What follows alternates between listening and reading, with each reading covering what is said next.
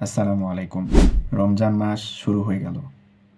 আর অনেকেই এই রমজান মাসে রোজা রাখতে যেয়ে কিছু অনিয়ম করে ফেলেন এবং অসুস্থ হয়ে যান, যার কারণে পরবর্তীতে আর রোজাগুলো কন্টিনিউ করতে পারে না।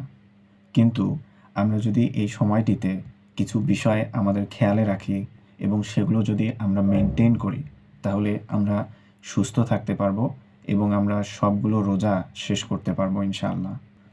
প্রথমত, অবশ্যই চেহরি খেতে হবে।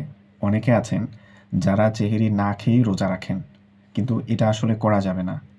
চেহরিতে অবশ্যই পুষ্টিকর খাবার খেতে হবে, আর খাবারের মেনুতে প্রোটিন, কমপ্লেক্স কার্বোহাইড্রেট জাতীয় খাবার রাখতে হবে এবং পর্যাপ্ত পরিমাণে পানি পান করতে হবে।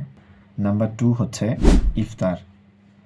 আমরা ম্যাক্সিমাম মানুষই ভাজা পোড়া খাবার দিয়ে ইফতার করতে অনেক পছন্দ করি, কিন্তু যদি সুস্থ থাকতে হয় তাহলে এসব খাবার আসলে অ্যাভয়েড করা উচিত। আর সবচেয়ে ভালো হয় যদি হালকা এবং পুষ্টিকর খাবার দিয়ে ইফতার শেষ করা যায়। নাম্বার 3, পর্যাপ্ত পরিমাণে পানি পান করতে হবে। সেটা হতে পারে ইফতারির সময় থেকে শুরু করে সেহরি পর্যন্ত অ্যাটলিস্ট 2 থেকে 3 লিটার পানি পান করতে হবে।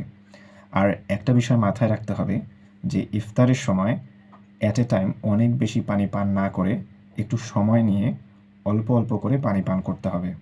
আরেকটা বিষয় হচ্ছে, যারা নিয়মিত ওষুধ খান তারা নিজে থেকেই ওষুধ খাওয়ার সময় পরিবর্তন করবেন না। আপনারা আপনাদের ডাক্তারের পরামর্শ অনুযায়ী ওষুধ খাওয়ার সময় পরিবর্তন করবেন। সবচেয়ে ইম্পর্টেন্ট যেটা, এই মাস রহমতের মাস, বরকতের মাস, আল্লাহ তাআলার কাছে আমাদের পূর্বের গুনাহ ক্ষমা করিয়ে নেওয়ার মাস। তাই এই মাসে আমরা বেশি বেশি করে ইবাদতে সময় দেব এবং বেশি বেশি করে আমরা একজন আরেকজনের জন্য দোয়া করব ইনশাআল্লাহ। ধন্যবাদ।